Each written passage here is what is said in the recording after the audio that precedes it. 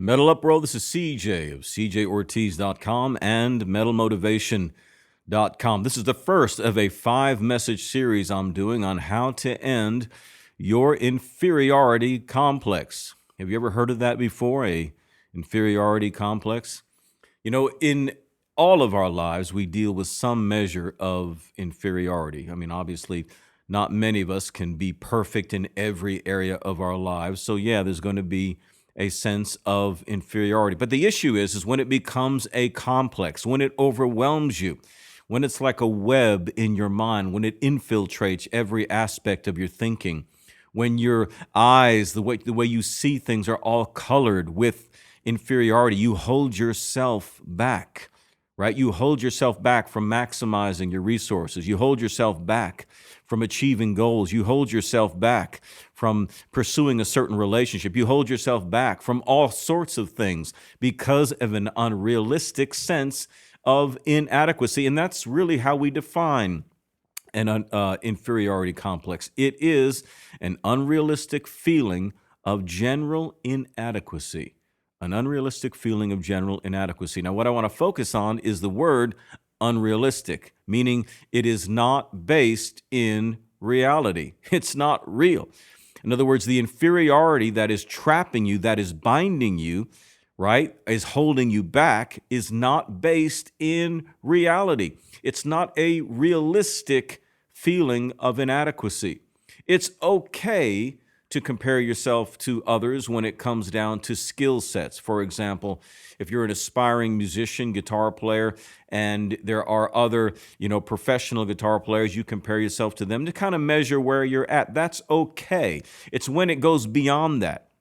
It's when you say, well, I'll never measure up, or I'm just a lousy guitar player. It's one thing to be unemployed. To be unemployed is bad. But to then conclude that you're a loser because of it is worse. Now, I hope you understand the difference. Being unemployed is bad, no matter who you are. Nobody likes to be unemployed. It sucks, right? That's bad enough. But when you add to it the interpretation, therefore you are a loser because you're unemployed, that's when we get into an inferiority complex, a distorted self-image. In other words, if we could punch you in the nose and pull a photo out of your chest, we'd look at it. What we'd see is the circumstances that surround your life, because it's very difficult for you to get beyond, create in your natural world the way you see yourself internally. So inferiority is rooted there. But it is an unrealistic feeling, an unrealistic sense of a general inadequacy. You can't allow that to shape you because it's holding you back.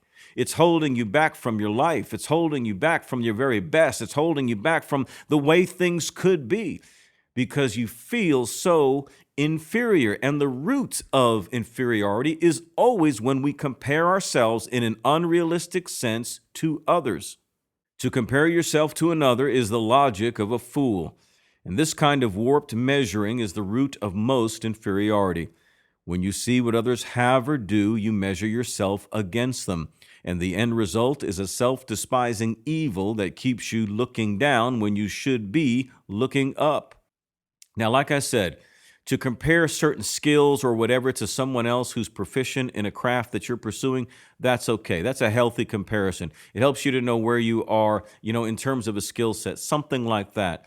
But when it gets beyond that, when it gets distorted, as I said, when you start comparing things that aren't comparable, for example, like how pretty you are or how handsome you are or what you look like or what you have, that's a wrong sort of comparison. And you're never going to get something that adds up to something useful for your life. The equation will always work against you, even if you are superior to someone else. To feel superior in a false way is just as bad as feeling inferior in a false way. Okay, so to compare yourself to another is the logic of a fool. And what it keeps you doing is looking down when you should be looking up, because you've got every reason to look up, man. Every reason to look up. Even if you're not living to your potential, even if you haven't maximized your resources, even if you haven't improved or spent any time, you still got that potential inside you. You still have that ability inside you. You still have so much more, man. You're still a seed waiting to become a damn forest. You're still got so much left in you. It doesn't matter where you are in life. So don't let that inferiority complex hold you back, man, because that's good news I just told you. You've got hell of a lot more that you can live, do, and be if you can just get past your own sense of inferiority. It is an unrealistic feeling that you have of a general inadequacy. It is not based in reality. So the root, I'd have to say, is comparison to others, what they have, what they do, who they are. This is the way it works, and this is the real key that we're going to focus on this week. We'll look at it this way. Let's say you have a house that is 1,200 square feet. Not a huge house, but that's a comfortable home to live in, 1,200 square feet. You love your 1,200 square foot house, man. Every time you pull up in the driveway, you look at it, you say, I love my 1,200 square foot house. Then suddenly some new guy that you meet seems to be well off driving the Mercedes. He invites you and your girlfriend or wife or whatever out to visit for dinner. You go out and walk into his house and he's got a 5,000 square foot house. This thing is big as hell. You've never been inside a house that big. So you just kind of start to get intimidated by it. You go back to your house that night, you walk in the door, suddenly your house is no longer 1,200 square feet. Your house is now small, right? Your house is now small. Every day, and now again, you still may be thankful for it. You still may call it 1,200 square feet. But suddenly, when you see something big, suddenly where you were becomes very, very small and confined. Now, that's okay if you aspire to do other things. Say, man, you know what? I'd like to set a goal and get something a little bit bigger. Maybe 5,000 square feet is too big, but 2,000 square feet, that's okay. But if you start to feel inferior, like somehow you are less than because of that, because your house is now small. So it's when we start changing definitions and we start thinking the way we do our math in terms of our comparison to others that makes us feel inferior. Again, it's an unrealistic feeling of general inadequacy. And to say I now live in a small house, that's an unrealistic feeling. It doesn't matter. Those things are not important, right?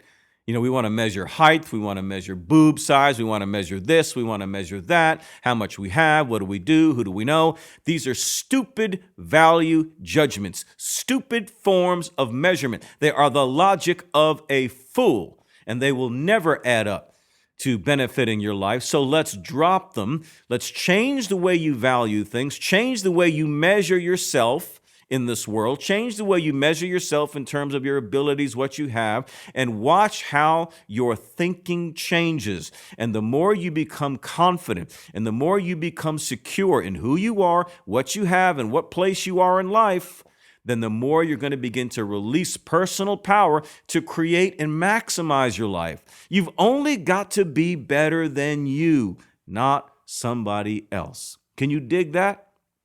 So listen, join me all this week for this series. It's shown in my Life Domination online coaching program. So if you'd like to see the rest of it, please visit the link below, metalmotivation.com/Life Domination Coaching. This is CJ, the Metal Motivator. And remember, in whatever you do, don't suck. Metal up.